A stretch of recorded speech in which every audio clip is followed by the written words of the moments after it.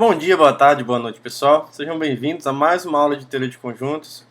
Hoje nós vamos continuar, sabendo que na última aula nós terminamos a apresentação dos axiomas da teoria de conjuntos, que nós vamos assumir como pressupostos para construir a teoria. Lembrando que é o sistema ZFC que nós estamos trabalhando, talvez o sistema mais comum de se trabalhar na matemática padrão atualmente, apesar de que tem outros, obviamente. E na aula de hoje nós vamos dar bastante atenção a operações entre conjuntos e como que elas interagem entre si. E por operação entenda-se união, interseção e a diferença, que é uma noção que nós vamos definir na aula de hoje. A maioria das propriedades e dos resultados que nós vamos provar hoje, vocês vão perceber que alguns ao longo da sua vida acadêmica você já usa, com certeza, se você é do meio matemático, você já usa. Mas essa aula serve para a gente demarcar esse território, registrar esses resultados. Alguns deles a gente vai internalizar e usar sem perceber, muitas vezes a gente já usa sem perceber. Outros talvez você esqueça com o passar do tempo, porque você usa menos. Mas aí você dá uma olhadinha em algo que foi feito, num livro, em algo que aquele resultado está registrado e você acaba utilizando como uma ferramenta, então também é útil. Mas eu vou tentar apresentar todos os resultados aqui, são muitos resultados, então se a aula de hoje ficar um pouco maior do que o comum, divide ela aí, não precisa assistir tudo de uma vez, assiste aos poucos. Alguns eu vou fazer, uns eu vou deixar para vocês fazerem, a gente vai dividir esse trabalho, mas é bom a gente ter registrado esses resultados, até mesmo se você nunca lidou com eles, é importante que você faça pelo menos uma vez na sua vida, porque resolver esse tipo de demonstrar esses resultados vão ajudar a ganhar uma familiaridade com a teoria de conjuntos, caso você ainda não possua essa fluência na teoria, tá bom? Então a gente vai começar com as famosas leis comutativas, tanto a união quanto a interseção são comutativas, então se você tem dois conjuntos, a união de A com B é a mesma coisa que a união de B com A. Lembra que a gente sabe exatamente provar que dois conjuntos são iguais, pelo axioma da extensionalidade, quando eles têm os mesmos elementos. Certo? Então a demonstração é bem simples, porque a gente vai usar uma comutatividade que já vale nos conectivos e ou da lógica. Então, por exemplo, no item A, como é que a gente prova? Sempre que for possível aqui, eu vou usar a linguagem mais formal, simbológica, digamos assim, simbólica, né? Simbológica acho que é meio feio. Uma linguagem simbólica formal, porque ela nos salva um pouco de tempo. Então, por exemplo, para eu mostrar essa igualdade, a gente tem que mostrar isso daqui, né? Que para todo x, a gente tem que montar uma equivalência. Olha, x pertencer à união, nós já vimos, pela forma como a união é construída, que isso é equivalente a dizer que o x pertence a A, ou, se você quiser usar o conectivo aqui, ó, eu vou usar a palavra, tá? Eu vou mesclar aqui linguagem simbólica com linguagem natural, pelo menos nos conectivos. Ou x pertence a B. Isso é equivalente, isso é uma lei lógica, que P ou Q é equivalente a Q ou P, para quaisquer duas sentenças. Então isso é equivalente a x pertencente a B ou x pertencente a A. Mas de novo, isso daqui é equivalente a dizer que o x pertence a B união com A. Tá? Muito tranquilo, né? Bem tranquilo. E o item B, pessoal, olha só. A gente faz exatamente a mesma coisa. Só que no lugar do conectivo OU, você vai colocar o conectivo E.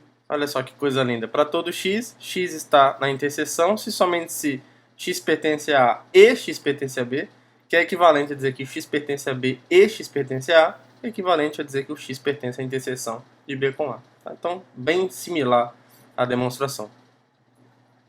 Vamos para as leis associativas. Se você tem três conjuntos, então se você pegar dois conjuntos, unir e depois unir com o terceiro, é a mesma coisa que você pegar o primeiro e unir com os dois últimos.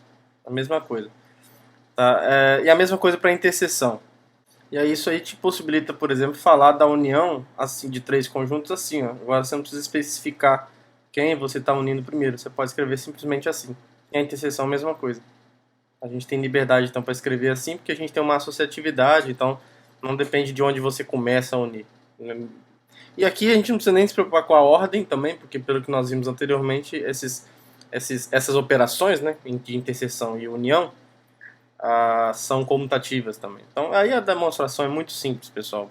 também porque nós temos uma associatividade nesses conectivos lógicos. Por exemplo, eu vou fazer o item A, vocês façam o item B, tá bom? Só para a gente dividir um pouquinho o trabalho, tem bastante coisa para a gente fazer aqui. Então, olha só, para todo x,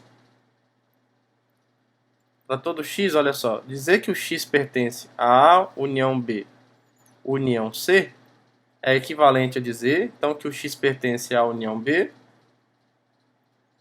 ou o x pertence a C. Certo? Isso aqui, então, é equivalente, só para deixar claro, ó, a isso daqui, ó, x pertence a A ou x pertence a B, aí ou x pertence a C. Só que o conectivo lógico ou é associativo.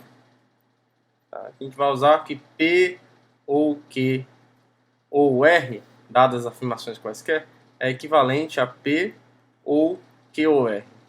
É isso que a gente está usando aqui. Então, nesse caso aqui, a gente pode reescrever isso como sendo equivalente ao x pertencente ao A, ou o x pertence a B, ou o x pertence a C nessa configuração. E isso daqui, pelo que nós vimos, é equivalente a dizer que o x pertence a A, união com o x pertence... Vamos mais devagar, né? X pertence a A, ou o x pertence a B, união C. O que é equivalente a dizer, então, que o x pertence a A, união com esse conjunto da direita, que por acaso é a união de B com C. Tudo bem? Tranquilo, né? E aí o item B eu vou deixar como exercício para vocês. Vocês vão usar a mesma coisa. Onde tiver ou aqui e onde tiver união, você vai trocar por e interseção e usar que isso daqui acontece. Ó. P e Q e R é equivalente a P, E, Q e R. Tá? É só usar esse fato lógico, esse teorema lógico, digamos assim, que você faz a demonstração da mesma forma. Tá? Então, o item B, vamos deixar como exercício para o leitor. Nesse caso, exercício para o telespectador. Então, fechamos a demonstração dessa proposição. Agora, nessa proposição, a gente elenca alguns fatos bem básicos da teoria de conjuntos. Eu vou analisando um por um aqui com vocês. Para o item A, por exemplo, a união contém cada um dos cada um dos conjuntos que você está unindo. Tá? Muito razoável. É assim que a união nasce, né? Então, por exemplo, no item A, eu vou provar que o A está contido em A união B e vocês provem que o B está contido em A união B. Muito tranquilo. Olha só. Como é que você prova que o A está contido em A união B? Muito simples. É assim. Para todo x, você tem que mostrar que o x pertence a A implica que o x está na união, o x pertence à união, né? Mas é muito fácil. Porque se o x pertence a A, o x pertence a A ou você pode colocar aqui, pessoal, qualquer coisa. Qualquer coisa. É um fato lógico que se você tiver duas sentenças, P e Q, P implica em P união Q. Se você tem uma das duas coisas, então você tem P ou qualquer coisa. Tá? Por exemplo, isso aqui é verdade. X pertence a A implica que X pertence a A ou o Vasco vai ser campeão da Libertadores de 2022. Porque não precisa do segundo ser verdadeiro para o todo ser, entendeu? Então, se você pode colocar qualquer coisa aqui do lado direito, você pode colocar o x pertence a B, sem o menor problema. Tá? Então, olha como a lógica é útil aqui para gente. E aí, só que isso daqui implica, essa última condição, é exatamente a condição que determina o elemento estar na união. Tá? E aqui, para o x pertencente a B, a mesma coisa. Se x pertence a B, então x pertence a B ou x pertence a A. E aí o x vai estar na união também. Então é por isso que o B está contido na união. Tá? Então isso daqui prova essa inclusão. E eu vou deixar isso daqui para exercício, como exercício para vocês. Tá? O B contido em A união B. Faça como exercício. Se você nunca fez, é importante que você faça. Tá? Item B. Vamos ver o que diz o item B. A interseção é o contrário, né? A interseção está dentro de cada um dos membros. Sem problema. Por exemplo, ó, por que o A inter B está contido em A? Olha, se você pega... Ó, vou escrever o quantificador, o símbolo, para ficar melhor. Para todo x, se o x pertence à interseção, isso implica que o x pertence a A e o x pertence a B. Bom, se o x pertence a A e x pertence a B, em particular o x pertence a A. É verdade que isso acontece. Porque se o conectivo E entre duas proposições ou entre duas afirmações é verdadeiro, é porque as duas são verdadeiras. Então eu vou escolher aqui aquilo que me é conveniente nesse caso. O x pertence a A, porque essa implicação agora mostra que o A inter B está contido em A. Tá? E aí, de modo análogo, então aqui fecharia, né, a demonstração dessa afirmação. Analogamente, fica aí como exercício para vocês, o A inter B está contido em B. É só você, nesse passo aqui de implicação, nessa inferência, você escolher o X pertence a B. Tudo ótimo, né? Item C, A está contido em B se somente se a união de A com B é igual a B, né? Aqui, para você enxergar mais ou menos o que está acontecendo, é legal fazer o diagrama de Venn, né? Você pega o conjunto A e coloca ele aqui, e o B aqui, ó. Então, se o A estiver contido em B, na ida, né? Se o A estiver contido em B, é muito razoável você pensar que quando você une o A com B, o A já está aqui dentro, então você não vai acrescentar nada demais. Você não vai acrescentar nada de novo, melhor dizendo. Tá? E aí, se a união de A com B resulta só no próprio B, isso, o A obrigatoriamente tem que estar aqui dentro. Porque se o A não estiver aqui dentro, quando você une, se o A não está aqui dentro, então se esse aqui é o A e esse aqui é o B, quando você une o A com o B, você tem coisas aqui que não estão em B. Então a união de A com B não pode ser só o B. Porque o B é essa coisa verde aqui. O B é isso. Pensando aqui de maneira ilustrativa. Certo? O B é isso. Se você une A com B e deu só o verde, então esse vermelho aqui, esse espaço vermelho não pode existir. Então o A tem que ser constituído só dessa parte aqui, ó. Então o A é só isso. Ele tem que estar aqui dentro. Se você uniu e não acrescentou nada, porque essa parte vermelha acrescenta alguma coisa.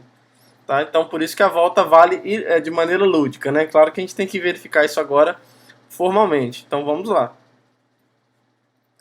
O que acontece aqui? Ó? A gente quer provar primeiro. Aqui eu vou supor que o A está contido em B, né? Suponha que o A esteja contido em B. Beleza, então o que vai acontecer? Se a gente tomar um X, a gente quer mostrar que a união... A gente já tem uma inclusão, né? Que o B está contido na união. Então já temos que o B está contido na união de A com B. Pelos itens anteriores. Agora, para outra inclusão, lembre que uma maneira de você provar a igualdade de conjuntos é você mostrar que um está contido no segundo e o segundo está contido no primeiro. Então, por outro lado, olha só. Olha o que vale. Para todo x, eu quero mostrar que esse está contido nesse. Né? Então, vou pegar um elemento arbitrário aqui e vou mostrar que ele está em B. Isso aqui implica que o x pertence a A ou o x pertence a B. Agora, isso aqui implica, então, no seguinte. Caso o x pertença a A, o A não está contido em B? Então, de qualquer forma, nesse caso, o x pertence a B. Ou, se o x pertence a B, continua o x pertence a B. Agora, x pertence a B ou x pertence a B implica necessariamente que o x pertence a B. Não tem para onde correr. Então, essa implicação que nós acabamos de provar mostra que o A união B está contido em B e a gente tem as duas inclusões que nós gostaríamos. Portanto, o A união B, de fato, é igual a B. Certo? Vamos para a volta agora. A volta é mais rápida, porque olha só, a gente sabe o seguinte. Vamos supor, então, agora a hipótese é que o A união B é igual a B, né? A união B é igual a B. Nós já temos que isso aqui acontece pelos itens anteriores. O A está contido na união. Certo? Só que a união de A com B é o próprio B. Então, se o A está contido nessa união e essa união é o B, isso implica necessariamente que o A está contido em B. Muito fácil, né? Isso encerra, então, a demonstração do item C. Certo? Item D é um análogo para a interseção. Olha. Se A está contido em B, A está contido em B somente se a interseção de A com B é o A. Ó. Então, olha aqui. Esse cenário aqui. Ó. Se o A está contido em B, a interseção, os elementos que estão em A e estão em B, só pode estar aqui mesmo. Porque se você pegar um elemento aqui fora, ele está em B, mas não está em A. De maneira ilustrativa aqui. Certo? E aí, para a volta, se você pega um cenário como esse, deixa eu fazer esses círculos um pouco maiores. Então, esse aqui é o A e esse aqui é o B. Se você supõe que a interseção de A com B é o A, ó, então se a interseção de A com B é o A, isso é a interseção, então, na verdade, ilustrativamente falando, Se a interseção de A com B é o A todo, agora, pela ilustração, a interseção é essa, né? Então, esse espaço verde e esse espaço vermelho tem que ocupar o mesmo espaço. Então, o único lugar onde eu tenho verde e vermelho ao mesmo tempo é esse meio aqui, ó. Então, na verdade, o que tem que acontecer é que o A tem que ser esse pedaço aí, ó. Não pode ter nada aqui fora. Não pode ter nada aqui fora. O A tem que ser esse pedaço aqui.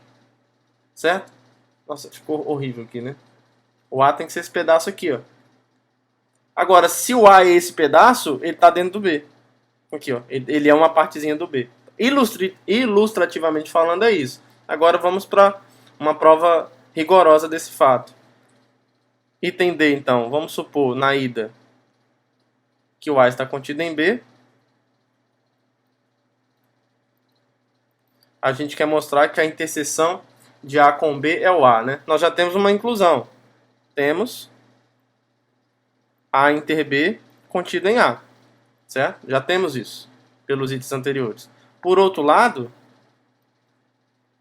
eu quero mostrar outra inclusão agora. Então eu vou pegar para todo x, eu tenho que mostrar que o x pertence a A implica que o x está na interseção. Se o x pertence a A, eu tenho a hipótese que o x pertence a B, né? Então é verdade que, por exemplo, se o x pertence a A, é verdade que o x pertence a A e x pertence a A. Só para organizar bonitinho assim. E aí, isso aqui implica que o x pertence a A, vou deixar ele aqui espertamente, e esse x pertence a A aqui implica que o x pertence a B. Então, olha só. Só que essa afirmação última implica necessariamente que o x está na interseção. Certo? Então, olha aqui, ó. Essa reflexão que nós fizemos aqui mostra que o A está contido na interseção de A com B, portanto, temos a igualdade. Temos essa inclusão e temos essa inclusão, portanto, a interseção de A com B é o próprio A. Certo? Para a volta, a gente supõe então que a interseção de A com B é o A, né? Então suponha que a interseção de A com B é o próprio A, e a gente tem que mostrar então que o A está contido em B. Mas aí é fácil, porque olha só, logo, para todo x, aqui é direto, né? Porque a gente já sabe vou colocar assim, ó, já temos por um dos itens anteriores que a interseção de A com B está dentro tanto do A quanto do B. Dizer que está dentro do A aqui não vai me trazer nenhuma novidade, já que eu tenho a igualdade. Mas dizer isso daqui, ó, me traz novidade, porque se a interseção de A com B eu sei que está dentro do B, e por hipótese essa interseção é o A, então eu posso substituir, no lugar disso, colocar o A. Tudo bem? Então o A vai estar contido em B e fim de papo. Então esse foi o item D. Finalmente o item E. Esse é tranquilo, né? Se você pega um conjunto e une com ele mesmo, dá ele mesmo. Se você pega um conjunto e intersecta com ele mesmo, dá ele mesmo. Então, isso daqui é bem tranquilo. Item E. São coisas assim, que são bem fáceis, que você vai usar o resto da vida, mas que é bom você registrar uma vez que você provou e, de fato, isso é verdade. Não é um axioma. Tá? Então, assim, mesmo que sejam coisas fáceis, em matemática tudo é fácil. As coisas que são difíceis, na verdade, é um amontoado de muitas coisas fáceis. Então, quanto mais coisas fáceis você tem junto, aí fica mais difícil um pouco. Mas, isoladamente, as coisas não são tão difíceis. Então, a gente já tem isso daqui, por exemplo. Já temos que a interseção com A está contida em A e A está contido na união de A com A. Segue diretamente de resultados que nós vimos anteriormente. Para as outras inclusões, por exemplo, para mostrar que o A está contido na interseção de A com A é muito fácil. O que vai acontecer? Primeiro, para todo x pertencer ao A implica que o x pertence a A e x pertence a A. Isso é verdadeiro. Agora, isso daqui, então, permite concluir que o A está contido na interseção de A com ele mesmo. E aí a mesma coisa serve colocando o conectivo OU. Para todo x, o x pertencer ao A implica que o x pertence a A ou qualquer coisa que você quiser, inclusive coisas falsas. Mas, eu não sou bobo, eu vou colocar o próprio x pertence a A. Tá? Então, isso daqui, aqui faltou uma implicação. Né? Então, aqui x pertence à interseção. E aqui o x pertence à união. Então a conclusão aqui desse segundo raciocínio é que o A está contido na união. Então, você tem essas inclusões todas. Por exemplo, essa com essa produz, então, isso daqui, ó. Portanto, A interseção com A é igual a A. E essa inclusão com essa tá a mesma coisa, né? Aqui eu tenho que fazer o contrário. Aqui eu acabei chegando no mesmo lugar. Tudo bem. É só inverter aqui, ó. Então, o lance é o seguinte. X está na união, implica que o X pertence a A ou o X pertence a A. Então, em qualquer um dos casos, de fato, o X pertence ao A. Então, isso aqui mostra que a união de A com A está contida em A. Aí você reunindo essa inclusão mais essa, por um teorema que nós provamos na primeira aula, né? Esse foi na primeira aula. Dois conjuntos são iguais se somente se você tem as duas inclusões possíveis entre eles. Então isso fecha a demonstração dessa proposição. Esse era o último item. Tudo bem? Coisas bem simples, mas que a gente está registrando, até para você não se preocupar mais com isso no futuro. Para a gente continuar então a elencar as nossas propriedades mais básicas das operações entre conjuntos, nós vamos definir o que é um complemento, que é na verdade você olhar para elementos que estão num conjunto e que não estão em outro. A ideia aí, esse nome complemento vem quando você tem um conjunto dentro do outro, sim. Se fosse o cenário, que não precisa ser, tá? Para a gente definir esse conjunto, não precisa que B esteja contido em A. Mas o nome complemento vem desse caso. Por exemplo, se você tiver o conjunto B aqui e aqui fora ele contém o A, a ideia desse conjunto, se este for o cenário, esse conjunto é formado pelos elementos que estão em A, mas que não estão em B. Então é o complemento, você pode pensar no complemento de B em A, quando o B está dentro do A. Mas esse conjunto de diferença você pode definir independente de haver essa inclusão ou não. Mas o nome complemento vem desse caso particular. Então, observe que o axioma da compreensão permite a gente definir esse conjunto, porque fixado dois conjuntos A e B, eu posso olhar para a sentença aberta X não pertence a B e posso considerar o conjunto formado pelos elementos que estão em A. Então, eu aplico o axioma da compreensão no conjunto A e nessa sentença. Então, vão ser os elementos que estão em A, tais que essa sentença é satisfeita em X, ou seja, tais que X não pertence a B. Tudo bem? Então isso define um conjunto pelo axioma da compreensão. E aí a gente tem as famosas leis de De Morgan, da lógica, que aqui a gente traduz elas no contexto de conjuntos, que é o seguinte. Se você tiver um conjunto C e extrai a união, isso é a mesma coisa que você pegar a interseção da retirada de cada um deles. Então, falando de complemento aqui, o complemento da união é a interseção dos complementos. Então você tem essa poesia bonita. E o complemento da interseção é a união dos complementos. Tá bom? Então é bem tranquilo esse resultado. Vamos tentar demonstrar ele naquele esquema de equivalências rápidas. Vamos ver se a gente consegue. Ó. Então, para todo x, o que acontece? Dizer que o x não pertence ao C. Aliás, dizer que o x pertence a C, mas que não está na união de A com B, é equivalente a dizer o seguinte, olha, o X pertence a C e o X, deixa eu colocar assim, ó, e o X não pertence à união B. Tudo bem? Isso é equivalente a dizer que o X pertence a C e, deixa eu abrir um parênteses aqui, ó, o X não pertence a A. Olha só, aí vamos estudar melhor o que significa isso daqui. Ó. É aqui que vai entrar o De Morgan da lógica. Ó, dizer que o X pertence à união B é equivalente a dizer que o X pertence a A. Oh meu Deus, que lerdeza. Esse computador tá horrível. X pertence a A ou X pertence a B. Certo? Então nós temos essa equivalência.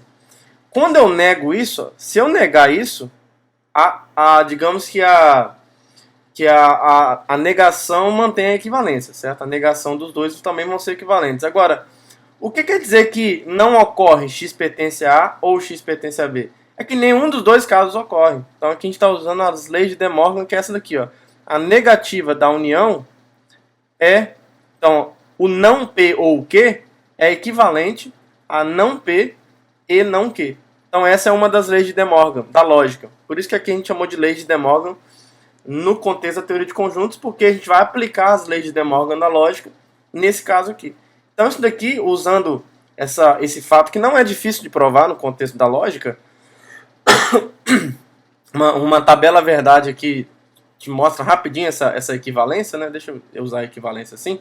Então isso daqui vai ser o não, é equivalente a não x pertence a A e não x pertence a B. Agora isso daqui é a mesma coisa que o x não pertence ao A. Aqui é a definição, né? Isso aqui é só uma notação para dizer que o x não pertence a A.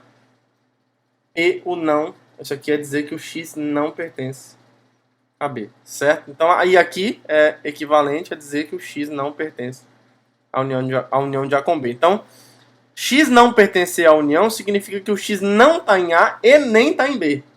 Tá em nenhum dos dois. Então isso aqui, por esse estudo que nós fizemos aqui do lado, é equivalente a dizer que o x não pertence a A e o x não pertence a B. Agora, isso aqui com certeza é equivalente então a dizer o seguinte, olha, x pertence a C, é tudo E aqui, né? E x não pertence a A e x continua pertencendo a C e x não pertence a B. Tudo bem?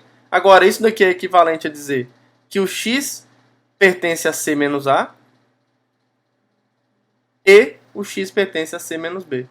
Pela definição de interseção, isso significa então que o x está na interseção de C menos A com C menos B. Tudo bem? Então isso mostra a igualdade desejada. Aqui. X está nesse conjunto e somente se está nesse. Então o item A foi demonstrado. Vamos para o item B. O item B agora é retirar a interseção, né? Então vamos lá. Vamos ver o que acontece quando a gente retira a interseção. Para todo x, vamos pegar então o x que está fora da interseção. Então isso aqui, bom, pela definição, isso é equivalente a dizer que o x pertence a C e o x não está na interseção. Aí vamos fazer essa mesma análise que nós fizemos aqui do lado, para facilitar a nossa vida usando lógica. Olha, o que significa dizer que o x não pertence a A inter B? Isso significa negar que o x esteja na interseção, certo? Então isso é negar que o x está em A e o x está em B. Então negar isso, eu só preciso que um desses dois caras não aconteça. Então por isso que a outra lei de De Morgan, ou seja, o não P e Q, se você tem duas sentenças arbitrárias, a negação do conectivo E é equivalente à união das negações de cada um dos caras. Tudo bem? Isso aqui é a segunda lei de De Morgan. Primeira e segunda, aí tanto faz qual que você considera a primeira ou a segunda. Tá bom? Então, e de novo, usando tabela verdade, isso aqui é bem fácil. Eu vou dar um exemplo de como você poderia usar a tabela verdade. Né? Se você fizer aqui, você faria todas as possibilidades. Né? Então, você pega aqui o verdadeiro, isso aqui pode ser verdadeiro. Ó, tem quatro chances. Ó. Isso aqui pode ser verdadeiro. Os dois podem ser verdadeiro. Isso aqui pode ser verdadeiro ou falso.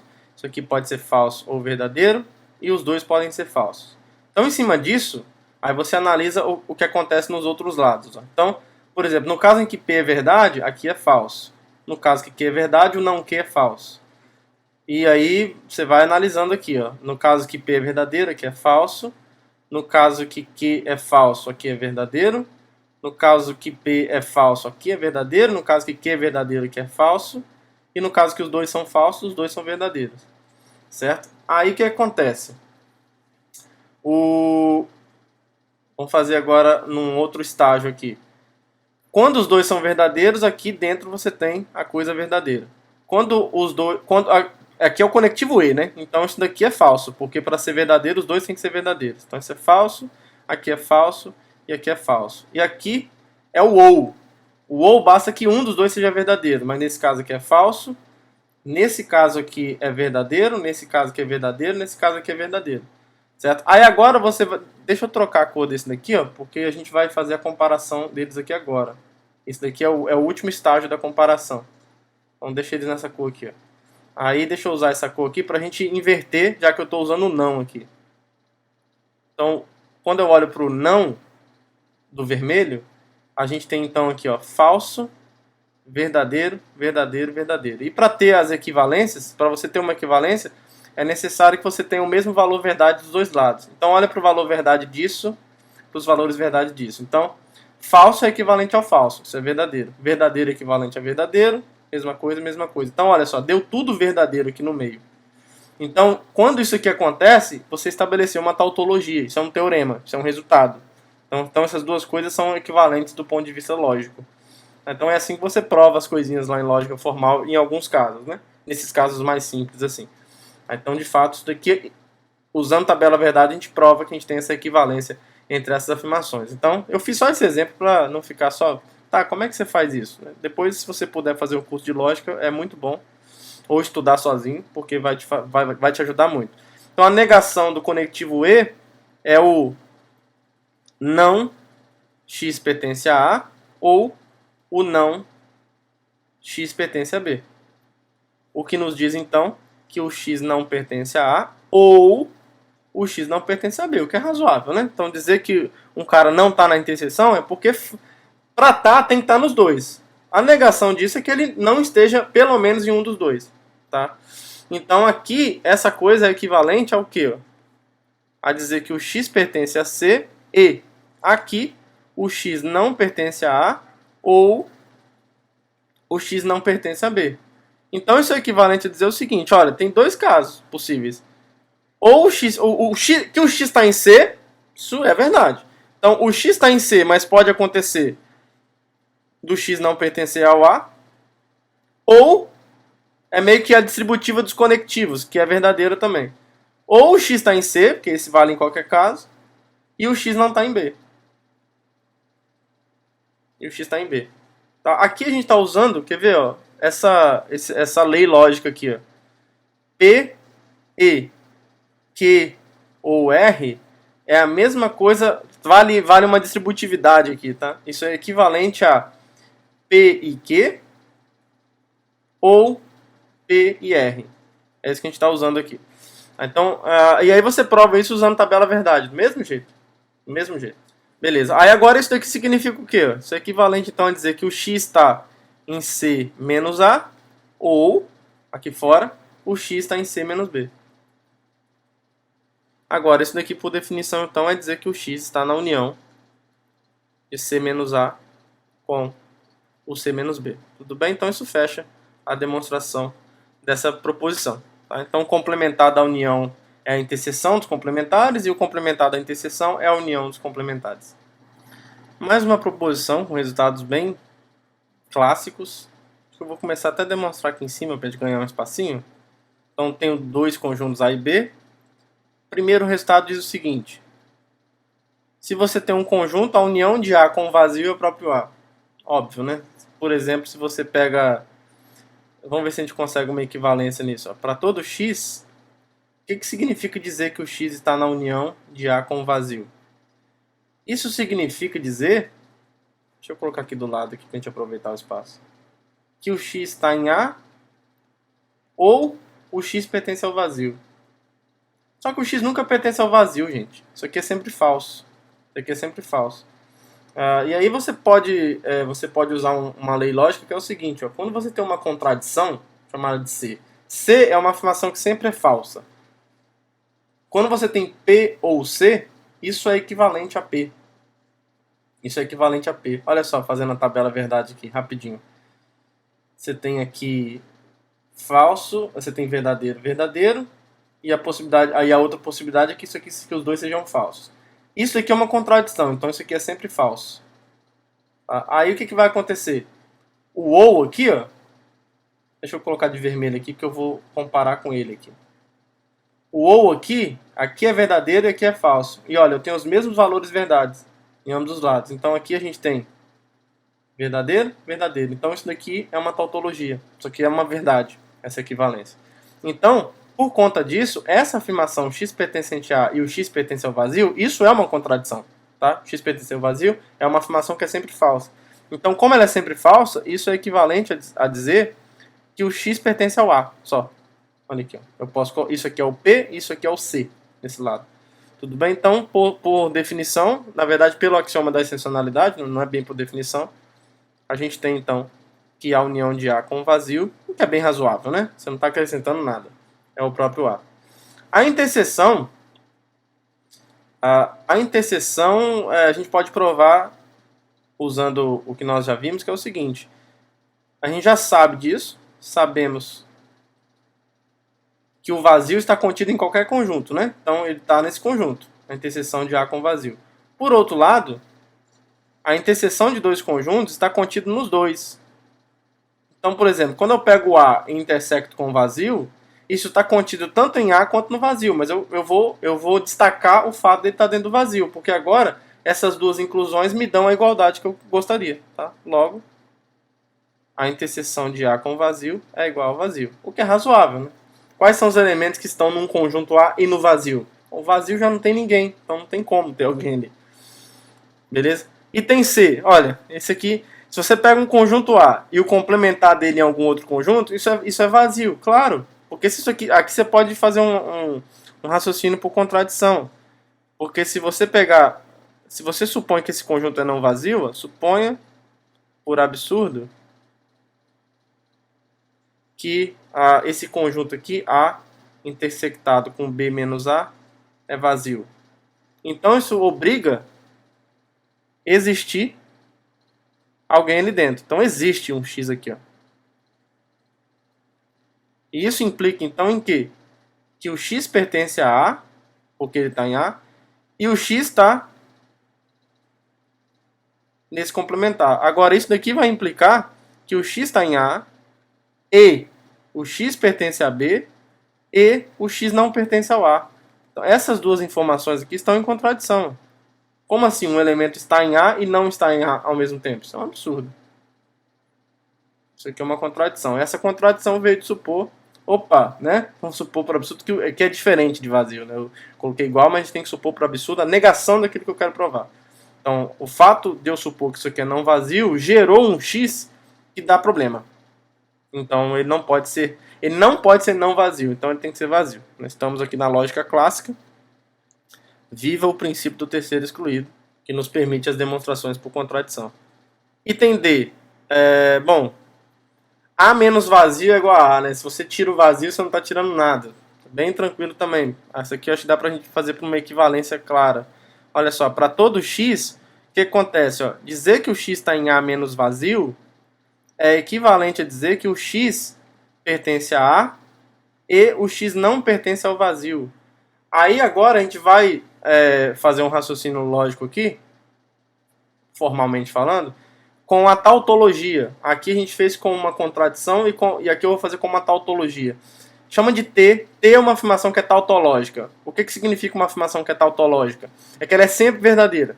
Sempre. Tá? O valor verdade dela é sempre verdadeiro. E aí a gente mostra rapidamente que isso daqui acontece. Ó. Quando eu pego uma afirmação P e faço o conectivo E com uma tautologia, isso é equivalente ao próprio P.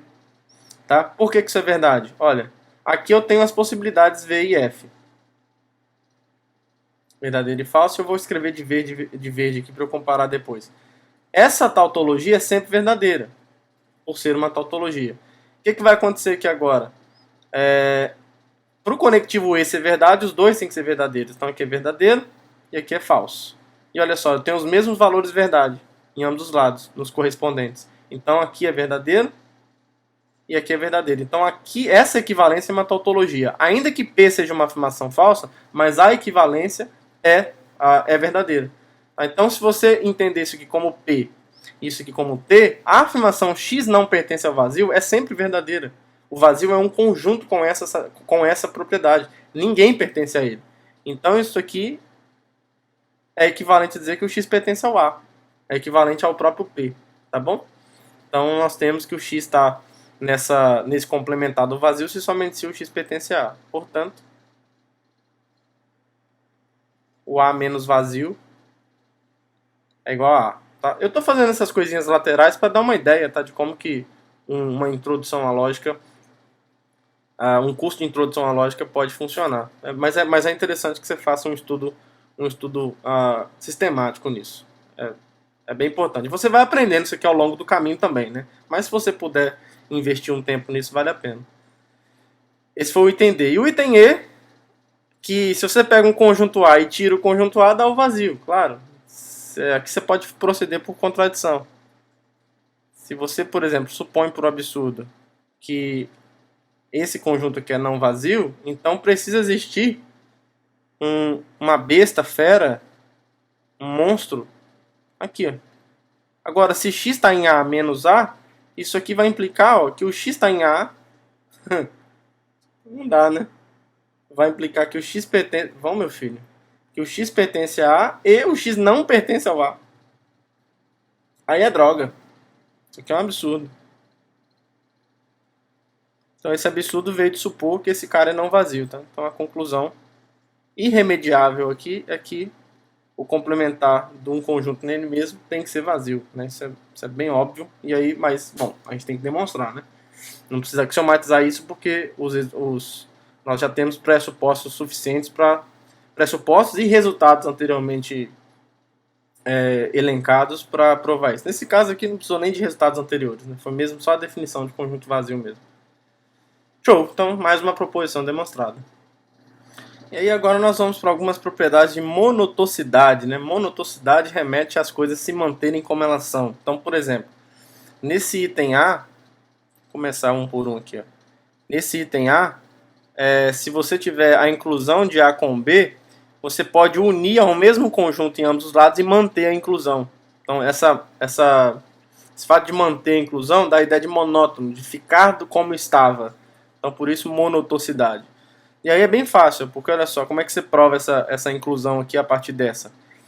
Para todo x, o que acontece? O x pertencer a A união C implica necessariamente que o x está em A ou o x está em C.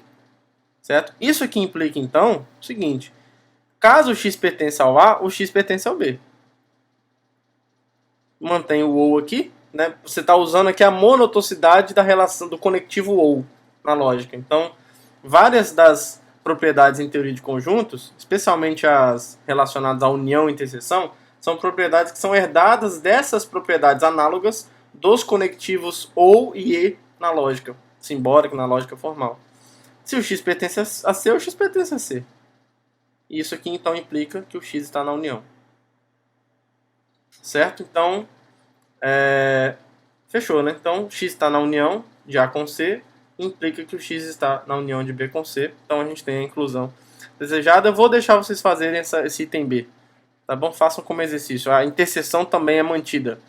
Se você tem uma inclusão, se você intersecta os dois lados pelo mesmo conjunto, a inclusão é mantida. Eu vou deixar como exercício aqui para vocês treinarem isso. É só trocar o conectivo ou por E aí e ser feliz. Exercício. Item C. A gente tem uma monotocidade, ó. Se você tem o A dentro do A' e o B dentro do B', então a união de A com B vai estar dentro da união de A' com B'. Tá bem tranquilo. Tudo bem? Você pode usar o item A aqui várias vezes para mostrar isso, mas eu acho mais fácil provar direto aqui. Eu acho que fica mais rápido, porque olha só, para todo x, quero mostrar que ocorre essa inclusão, né? Então, o x pertencer à união de A com B implica que o x pertence a A ou o x pertence a B. Se for o caso do x pertencer ao A, eu tenho por hipótese que o A está contido em A', então o x está em A'. Você mantém o ou aqui, porque o conectivo ou satisfaz essa propriedade, lá da lógica. Se o x está em B, o B está contido em B', então o x pertence a B'. Agora, essa última afirmação é dizer exatamente que o x está na união de A' com B'. Então, um resultado clássico. Vou deixar para vocês fazerem o da interseção, mesma coisa. Se A está contido em A' e B está contido em B', a interseção de A com B está contido na interseção de A' com B'. Vou deixar aqui como exercício para vocês. É bem análogo. E aí, por último, temos aqui o item E, que fala de união arbitrária, que é o seguinte, olha. Se você tiver um conjunto A e um conjunto B, o A dentro do B, a união dos elementos de A está contido na união dos elementos de B. Claro que você olha para esses elementos como conjunto, né? Lembra que na nossa teoria todo mundo é conjunto. Então a gente quer provar isso, ó. Só para não ficar olhando lá para trás toda hora. Que essa união está contida nessa união. É bem tranquilo. Se você, por exemplo, como é que você prova isso? Ó, vamos tentar usar a linguagem formal para ganhar tempo aqui. Ó. O que significa dizer que o X está nessa união? Isso significa dizer que X está em um desses caras, certo? Essa é assim que o axioma da união define esse conjunto. Então, por exemplo, vai existir aqui um A0 em A, tal que o X pertence ao A0. Só que como o A está contido em B, esse A0 está em B. Então existe um A0 em B. Esse mesmo A0 que está em A, ele está em B. Tal que o X está em A0. Só que essa última afirmação implica necessariamente que o X então está nessa união dos Bs que estão em Bzão. O X está em algum dos elementos de B? Sim, esse é A0. A0 é um dos elementos de B. Então, olha aqui, ó, a inclusão está demonstrada a partir dessa implicação. Tudo bem? Então, isso fecha a demonstração dessa bela proposição. E agora nós temos uma proposição de antimonotocidade, porque as inclusões são invertidas a partir das propriedades que nós vamos analisar. Por exemplo, se o A está contido em B, quando você olha para o complementar de A, ele contém o complementar de B. Tá? A gente diz que contém como sendo a linguagem oposta do contido. Então, a ideia é a seguinte, se você tem... Eu vou colocar um dentro do outro, mas não precisava ser, mas é só para a gente ficar mais fácil a visualização. Aqui está o A, esse aqui é o B, e esse aqui é o C. Esse aqui é o C. O que é o complementar? O complementar do B em C. O complementar do B em C é esse trecho aqui, ó. Esse é o complementar do B em C. E o complementar do A em C? Vou desenhar de verde. É esse daqui. Tudo bem? Agora, quem está contido em quem? O vermelho está contido no verde? Ou o verde está contido no vermelho? Ilustrativamente falando aqui, ó, é o vermelho que está contido no verde. Ó. Tem pedaços do verde aqui, ó, que não está no vermelho. Agora, o vermelho é exatamente o complementar do C em B, ó, que é esse. Ele que está contido no verde, que é o C, o complementar do A em C. Tudo bem? Então, bem razoável esse resultado. E aqui a gente prova dessa forma. Demonstração bem tranquila. Claro que esse desenho não é a prova, né? Ele é só mesmo um argumento de plausibilidade, digamos assim. Como é que você prova isso? Se você pega para todo x, se o x está em C menos B, isso implica necessariamente que o x pertence a C e o x não pertence a B. Agora, pessoal, isso aqui é um fato lógico que é importante vocês terem em mente. Não entendi porque isso aqui ficou branco do nada, né? Era para estar verde. Uma implicação P para Q necessariamente é equivalente a não Q implica não P. Tá? Então essas duas coisas são equivalentes. Eu sugiro que vocês façam como exercício aquela tabela verdade. Tá? Então você vai chamar aqui, ó, por exemplo, se você chamar... como você tem duas afirmações, então você vai ter 4 casos. Né? Você chama aqui de VV, VF, FV e FF. Aí você carrega para cá as informações. Por exemplo, se o P é verdadeiro, então aqui é falso. Então você tem que inverter aqui, ó, falso, verdadeiro, verdadeiro. Aqui falso, verdadeiro, falso, verdadeiro. E aí você vai analisar a implicação quando que é verdadeiro, quando que é falsa. E aí você vai chegar numa coisa aqui, você vai chegar numa coisa aqui, ó. Aí, para que isso daqui seja uma tautologia, para que essa equivalência esteja estabelecida, você tem que ter os mesmos valores verdades em cada passo correspondente desse, em cada pedaço correspondente desse. Não precisa ser tudo verdadeiro, mas você precisa ter a mesma coisa. Então, se aqui for verdadeiro, aqui tem que ser verdadeiro. Se aqui for falso, aqui tem que ser falso, e por aí vai. Você tem que ter o mesmo valor verdade para ter equivalência. E por que eu estou falando isso? Porque quando eu digo que o x pertence a... quando eu digo que o A está contido em B, a gente está dizendo que essa afirmação é verdadeira. X pertencente a A implica que o X pertence a B. Pelo menos é um condicionante. Então, uma outra forma de dizer isso, ó, se isso daqui é o P e isso aqui é o P, é o Q, é dizer que o não x pertence a b implica, então essas duas coisas são equivalentes. Ao não, x pertence a A. Isso aqui, então, é a mesma coisa que dizer que o x não pertence a B implica que o x não pertence a A. Então, por isso que eu vou usar isso aqui agora. O x pertencente ao C, claro, implica nele mesmo. E o x não pertencente ao B, não pertence ao B, vai implicar que o x não pertence a A, porque essa implicação aqui é verdadeira. Tá? Se o x pertence a A, então o x pertence a B. Isso é equivalente a dizer que o x não pertence a B implica que o x não pertence ao A. O que acaba, então, nos permitindo concluir que isso daqui acontece. Tá? Então eu estou dando essas palhinhas da lógica, porque assim, se você já lidou com isso, provavelmente você está perdendo tempo vendo isso, né? Talvez você já sabe. Mas muita gente não viu, talvez, e às vezes tem dificuldade nas demonstrações porque não viu essas coisas. Aqui ainda não estamos no ambiente ideal, porque o legal era ter uma playlist de lógica, né? Nada impede no futuro de eu gravar uma. Mas não dá para fazer tudo de uma vez. Mas dá para ir dando essas ideias laterais aqui, que talvez vai ajudando vocês a, com o tempo, pegando as ideias. Tá bom? Então provamos, né? X está no complementar de B, implica que o X está no complementar do A. O item B, ficou um monte de coisa branca aqui do nada, né? O verde ficou branco, o amarelo ficou branco, vai entender o que aconteceu aqui. O item B a gente quer mostrar o quê? Ó? Que supondo que, só para repetir aqui, para não ficar muito lá em cima, que a interseção inverte as inclusões. Então a interseção dos membros de B está contido na interseção dos membros de A. Eu tenho que pegar um elemento aqui e mostrar que ele está aqui, né? Então, como é que você prova isso? Bom, vamos pegar um elemento aqui para todo x, dizer que o x está nessa interseção, pelo que nós vimos, é a mesma coisa que dizer que o x pertence a B para todo B pertencente, para todo B pertencente ao Bzão. Certo? E aí, se isso vale para todo B pertencente ao Bzão, isso vale para todo B em A, certo?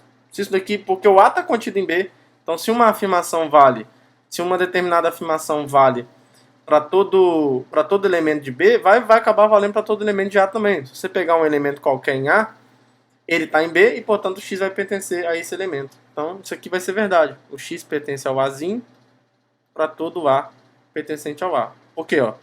Dado um A pertencente ao A, como é que você testa isso? Para todo A pertencente ao A, esse A está dentro do B. E aí, como esse A está dentro do B, o X está em A. Certo? Porque ele já vale, porque ele já está em todos os Bzinhos do Bzão. Então o Azinho é um desses Bzinhos. Tudo bem? Aí, como o A é não vazio, a gente pode falar dessa interseção. Lembra que a gente definiu essa interseção quando esse conjunto aqui dos índices, digamos assim, ou dos membros, ele é não vazio.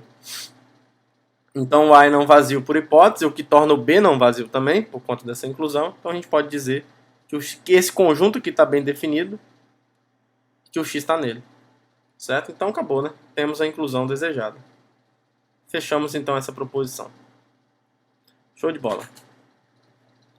Leis distributivas. Esse é legal. Se você tem, por exemplo, três conjuntos, a união de A com a interseção é a interseção das uniões, digamos assim. E a interseção de A com uma união é a união das interseções. Bem legal. Você pode distribuir os caras. Então no item A, vamos provar uma inclusão de cada vez. Aqui eu acho que vai ser melhor a gente usar uma linguagem formal, mas não totalmente simbólica. Então vamos pegar um elemento aqui qualquer. Seja x pertencente a A, união com B inter C. Nosso objetivo é mostrar que ele está na interseção, né? Então a gente tem o seguinte, ó. O x pertence a A, ou isso daqui vale. Ou o x pertence a B e o x pertence a C. Certo? Se o x pertence a A, ó, então a gente vai analisar os dois casos possíveis aqui, ó. Suponha que seja o caso que o x pertence a A. Então nesse caso, como o A está contido, nós já sabemos disso, né? O A está contido em A união B e o A está contido em A união C, nós já vimos isso anteriormente, então o X não está em A, então ele vai estar tanto na união de A com B e também estará na união de A com C. Certo? Já que vale essas duas inclusões. Só que isso daqui implica que o X está na interseção desses dois conjuntos. que é o que a gente quer provar, certo? Eu quero provar que esse x está aqui nesse conjunto da direita. Provamos. Então, esse caso, ok. Vamos supor o outro caso, então. Suponha que o x pertence a B e x pertence a C. Então, novamente, fica tranquilo, porque olha só, nesse caso, como o B está contido na união de A com B e o C está contido na união de A com C, então o x não está nos dois. Então, pelo fato dele estar em B e o B está aqui, então isso implica que o x está nessa união. E, como o x está em C e o C está contido aqui, então o x está nessa união aqui também. Então isso daqui vai implicar que o x está na interseção da união de A com B com a união de A com C. Tá? Então, nos dois casos possíveis, provamos que um x está aqui, implica que ele está no conjunto da direita. Então, isso fecha a demonstração dessa inclusão. Vamos para outra agora, então. Vamos pegar um x agora nessa interseção. A união B intersectado com a união C. Certo? Então, isso aqui acontece, ó. Logo, o x está na união de A com B e o x está na união de A com C. E aí a gente vai dividir em dois casos. Olha, graças ao princípio do terceiro excluído, a gente tem duas possibilidades. Ou o x está em A ou ele não está em A. Se o x pertence ao A, pessoal, então acabou. Porque se o x pertence a A, como o A está contido em A união B inter C, então o x vai estar aqui onde eu preciso que ele esteja. Certo? Então eu posso supor que o x não está em A. Suponho que o x não pertence ao A. Olha só, nesse caso, como eu tenho essas duas coisas como verdadeiras, ó, se o x está na união de A com B, mas não está em A, então ele tem que estar em B. Ele tem que estar em A ou tem que estar em B, mas eu estou supondo que não está em A, então ele tem que estar em B. Então, nesse caso, como o x pertence à união de A com B e o x pertence à união de A com C, então, debaixo da hipótese que o x não pertence ao A, o x necessariamente vai ter que pertencer ao B e o x vai ter que pertencer ao C. Tá? Isso é muito comum nas demonstrações. De novo, para você que está começando em matemática agora, às vezes você precisa fazer hipóteses no meio da demonstração. Mas não é que você faz uma hipótese de maneira leviana. Não é isso. Você analisa os casos que envolvem aquela hipótese. Então, se você assume aquela hipótese, você consegue provar o que você queria, só que essa hipótese não está no enunciado original, você tem que supor o contrário dela também e verificar que você consegue a mesma coisa. Porque aí você está dizendo que, em qualquer caso, você tem a tese desejada. Tá? Então, isso é uma estratégia muito comum de demonstração. Então, essa última afirmação nos diz que o x está na interseção de B com C. Agora, se o x está em B com C, como isso daqui acontece, ó, só para frisar bonitinho, e como B inter C está contido na união de B inter C com A, e aí eu coloquei nessa ordem só porque é a ordem que está no enunciado, mas é comutativa a união, lembra? Então, esse elemento que está aqui tem que estar aqui também. Então, x está na união de A com a interseção de B inter C. Tá? Então, isso fecha a demonstração dessa inclusão, da outra inclusão. Tá bom? Então, fechamos a igualdade. Tá? Uma vez, então, que temos provado as duas inclusões, temos, então, a igualdade desejada. E aí eu vou deixar esse item B como exercício para vocês. Tá? Tentem fazer dessa mesma forma. Se vocês tiverem algum problema, é só falar comigo aqui nos comentários que eu posso ajudar vocês. Mas tentem fazer aí para vocês também ganharem familiaridade com isso. Então, o item B, vou deixar como exercício. Que aqui é muito importante que vocês façam todos eles, especialmente se você nunca viu isso na vida. E aí, pessoal, essa proposição é uma generalização de algumas coisas que nós fizemos anteriormente para uniões e interseções arbitrárias. Tá? Então, por exemplo, aqui ó, é uma distributividade arbitrária da união com relação à interseção. Tudo bem? Mesma coisa. Aqui a distributividade da interseção com a união. Então, esse item B generaliza aquele exercício que eu acabei de deixar para vocês. Aqui é o complementar de uma união arbitrária e aqui é o complementar de uma interseção arbitrária. Então, vamos fazer essa proposição. Essa generalização é importante porque muitas vezes a gente lida com a união de uma família de conjuntos, que a gente vai trabalhar bastante. Em todas as áreas da matemática você vai encontrar isso. Aí a demonstração segue uma filosofia parecida com o que a gente fez antes. Para essa inclusão aqui, por exemplo, no item A, se você pega aqui um x nessa união, interseção dos bzinhos que estão nos bzões, então isso implica que o x pertence a A ou o x está nessa interseção. Certo? Aí se o x pertence a A, de novo, você vai fazer aquela mesma história. Se o x pertence a A, então isso aqui acontece, ó.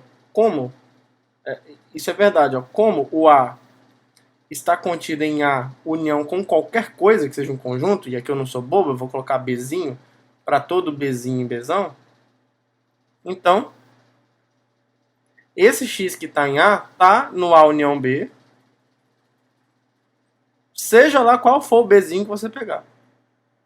Tudo bem? Agora, se ele está na união de A união B para todo Bzinho, então ele está na interseção desses caras.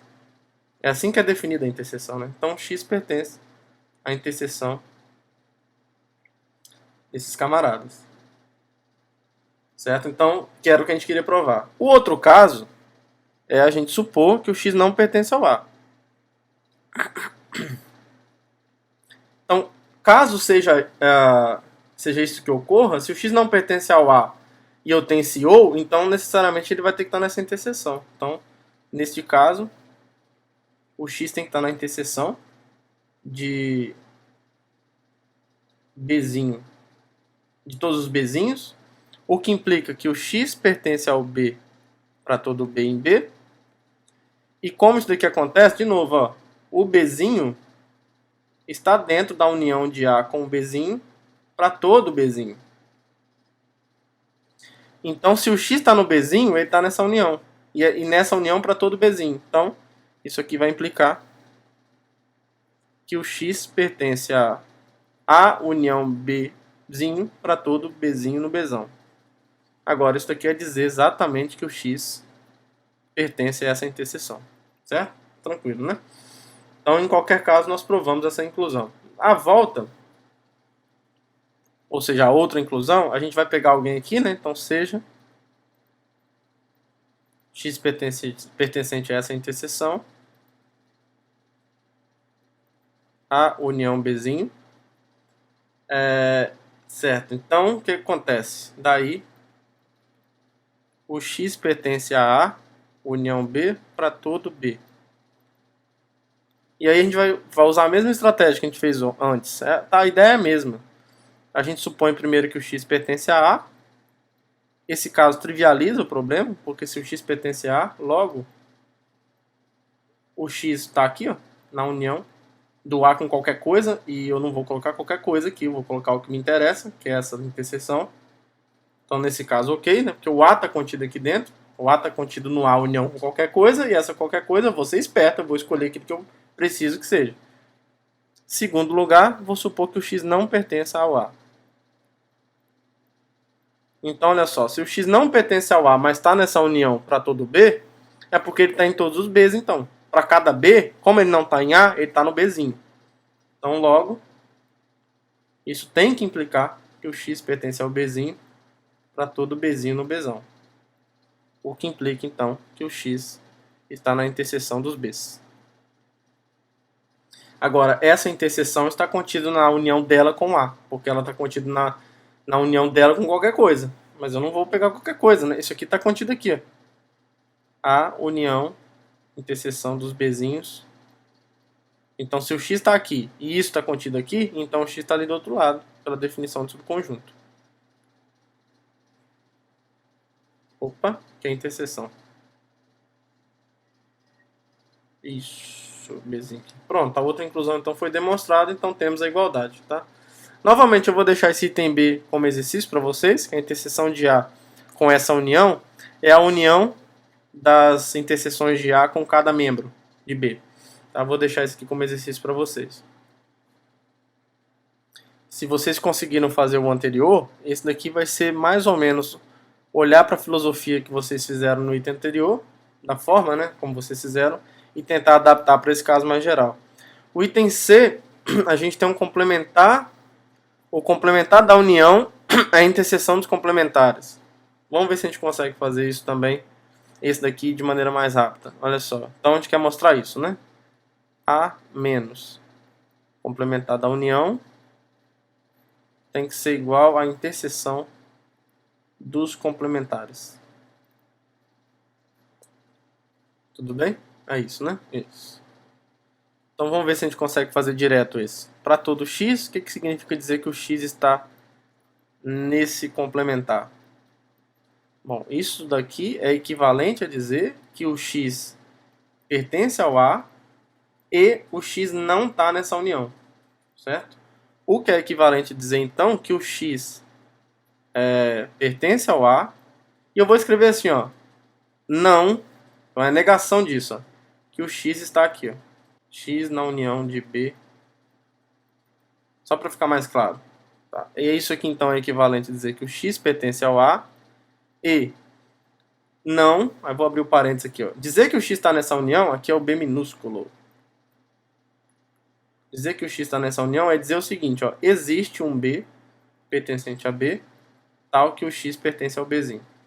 Certo? Agora, isso é equivalente a dizer, essa parte aqui é equivalente ao x pertencente ao A, e aqui, lembra, que negar o existe é falar para todo e o contrário.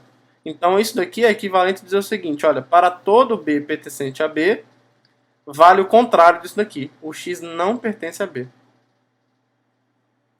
Certo? Então, essa coisa aqui está nos dizendo o seguinte, então. Ó. Eu vou colocar esse quantificador aqui agora. Para todo B pertencente a B, então é verdade que o x pertence ao A e o x não pertence a B. Agora, isso aqui está nos dizendo, então, que para todo B, em Bzinho, o x está nesse conjunto, A menos B. O x pertence ao A menos B. Agora, isso é equivalente a dizer que o x está na interseção com B variando no Bzão desses conjuntos aqui, ó, A menos B. Acabou. Acabou. Então, aqui é interessante colocar essas linguagens das negações só para ficar mais fácil negar os quantificadores aqui e escrever uma prova mais curta, né? Se você não quiser usar essa escrita mais formal, simbólica, formal, aí você pode provar a inclusão de um dentro do outro e do outro dentro do outro usando a linguagem que nós fizemos aqui anteriormente. Também dá certo. Mas aqui a gente ganha um pouquinho de tempo porque fica mais fácil estabelecer os argumentos de equivalência. Tá bom? No item D, eu vou fazer isso daqui. Deixa eu fazer. É o contrário, né? Vou deixar só aquele lá como exercício mesmo. Isso aqui eu vou fazer. O A menos a interseção. A gente pode proceder de um jeito parecido. É igual à união dos A's menos B. Dos A menos B's. Né? Os B's que variam. É isso. Então, vamos lá. Para todo x, vários daqui. Ó. O x pertence a isso se e somente se o x pertence ao A e o x não pertence a essa interseção. Agora, isso aqui é equivalente a dizer que o x pertence ao A e o contrário disso que é verdade. Ó. Lembra do símbolozinho do tiozinho aqui. É a negação do x pertencer à interseção. Vou fazer devagarzinho aqui para vocês ganharem familiaridade com a negação de quantificadores. Então isso aqui é equivalente ao x pertencente ao A. E o seguinte, não. Isso aqui quer dizer que o x pertence... deixa eu escrever numa ordem que é a seguinte. Para todo B pertencente a B, x pertence ao B. E eu estou negando isso.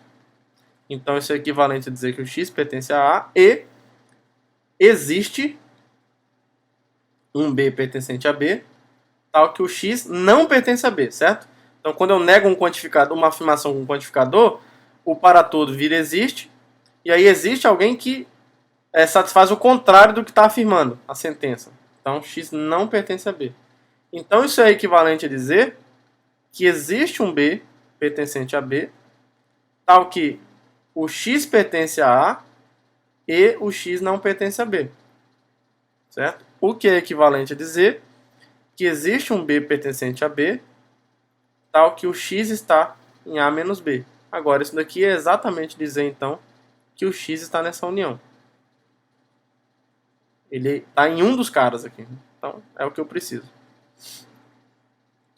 Tudo bem? Fechou, né? Então, temos a igualdade desejada demonstrada e essa proposição está demonstrada. Tá? Lembrem de fazer esse item B que eu deixei como exercício para vocês. Aí agora a gente tem uma proposição envolvendo produto cartesiano, com interseção, união, várias coisas. Então vamos lá, ó. Vamos tentar demonstrar esses resultados aqui um por um. Alguns eu acho que eu vou deixar como exercício para vocês. Vamos lá, no item A, a gente tem que o cartesiano de A com B inter C é a interseção dos cartesianos. Né? Então o cartesiano se comporta muito bem, tanto com a interseção quanto com a união, né? Pelo que nós vimos aqui. Então vamos tentar ver se no item A a gente consegue uma demonstração mais rápida. Então, para todo x, dizer que o x está no cartesiano de A com B inter C é dizer, então, por definição, que existem A pertencente a A e, sei lá, um T pertencente a B inter C com x igual a AT. Aqui não vai rolar por equivalência não, vai ter que ser só nas implicações mesmo. Então isso aqui implica... É equivalente, mas na hora de escrever a volta vai ficar meio chato. Deixa eu colocar o símbolo. Nós vamos provar essa inclusão aqui primeiro, tá? Então para todo x vale isso. Aí o que acontece, ó? Isso aqui está implicando então que, ó, existe um A pertencente a A e existe um T pertencente a B com o x igual a AT. E também está implicando nisso, esse mesmo A e esse mesmo T fazem esse papel aqui, ó. Aqui em C, só que eu vou destacar que ele está em C. Então, com x igual a AT. Aí essas duas coisas implicam no seguinte, ó. Se o x é AT com A em A e T em B, então o x pertence a esse cartesiano aqui, ó. E se o x é AT com x com A em A e T em C, então x pertence ao cartesiano de A com C, pela definição. Então, ele está nesses dois conjuntos. Está na interseção do cartesiano de A com B com o cartesiano de A com C. Certo? Então, essa inclusão foi demonstrada. Vamos para outra agora. Vamos pegar essa... porque para a volta a gente vai precisar usar um resultado daquele que se você tiver dois pares ordenados iguais, então os seus correspondentes são iguais. Então se eu pegar aqui x, o cartesiano de A com B, interseção do cartesiano de A com C, o que acontece? Então daí o x pertence ao cartesiano de A com B e o x pertence ao cartesiano de A com C. Certo? O que vai acontecer então? Então, primeira coisa, ó, o fato do x pertencer ao A cartesiano B, vai existir então um A1, um A1 pertencente a A e um B1 pertencente a B, tais que o x é igual a A1 B1, e o fato de x pertencer ao cartesiano de A com C, a princípio vai existir um A2 pertencente a A e um B2 pertencente ao C. Aqui não precisa nem colocar índice no B não, para ficar mais sugestivo, coloca aqui um B e aqui um Czinho, um Czão, e aqui pode deixar os índices mesmo. Eles vão ser iguais, tais que o x é igual a A2C. Aqui eu tirei o índice, né? Então aqui é A2B. Aí agora a gente usa o fato de que x é igual a x, né? Então como x é igual a x, a gente tem então que o A1B é igual ao A2C. Então olha só o que vai acontecer. Isso, nós já vimos que isso aqui tem que implicar que o A1 é igual a A2, tudo bem? Mas principalmente que o B é igual a C. Então esse B aqui, por exemplo, ele está em B. Só que o C está em C, então o B também está em C. Eles são iguais. Então isso aqui está na interseção de B com C. Então isso aqui implica, por exemplo, que o x, que é, por exemplo, A1B, está no A cartesiano B inter C, já que a segunda coordenada está na interseção. Acabou. Tá? Então isso aqui prova essa outra inclusão, isso fecha Isso fecha o item A. Vamos pro item... O item B eu vou deixar como exercício para vocês. Vamos combinar assim? Vou deixar o item B como exercício. O cartesiano de A com a união é a união dos cartesianos. Vou deixar ele como exercício para vocês. É muita coisa, né? Então a gente tem que dividir o trabalho aqui. De novo, qualquer problema que vocês tiverem é só me falar. Item C. Item C a gente tem... não, a gente tem uma igualdade só. Olha só. Se você tem um cartesiano de A com B intersectado com o cartesiano de C com D, então isso é igual ao cartesiano de A com C com o B inter D. Tudo bem? É como se você pudesse trocar os caras de posição, né? Só que fazendo as interseções adequadas aqui, ó. A inter C, cartesiano B inter D. Tá bom? Vamos lá, vamos provar isso aqui então. Deixa eu só anotar aqui pra gente não ter que ir lá em cima toda hora. Bom, vamos provar esse resultado então. Vamos provar essa inclusão aqui. Acho que aqui vai ter que ser desse jeito mesmo. Vamos pegar alguém que esteja... um X que esteja nessa interseção. A cartesiano B inter C cartesiano D. Nosso objetivo é mostrar que ele pode ser escrito como um par ordenado de alguém daqui com aqui, né? Bom, ele está nos dois. Então, daí, o X está em A cartesiano B e o X também está em C cartesiano D. Então, isso necessariamente vai implicar, vão existir então A pertencente a A, B pertencente a B, C pertencente ao C e D pertencente ao D, tais que o X é o AB e o X também é CD. Então, como X é igual a X, o que vai acontecer? O AB tem que ser igual a CD, e nós já vimos que isso precisa implicar que o A... em duas coisas, ó, que o A é igual a C e que o B é igual a D. Só que o A está em A e o C está em C. Só essas duas coisas são iguais, né? Então o A está em A, mas o fato dele ser igual a C e o C pertencer ao C, me diz que ele também está em C. Então ele está nessa interseção. E aqui é a mesma coisa. O B está em B, e como ele é igual a D, ele também pertence a D.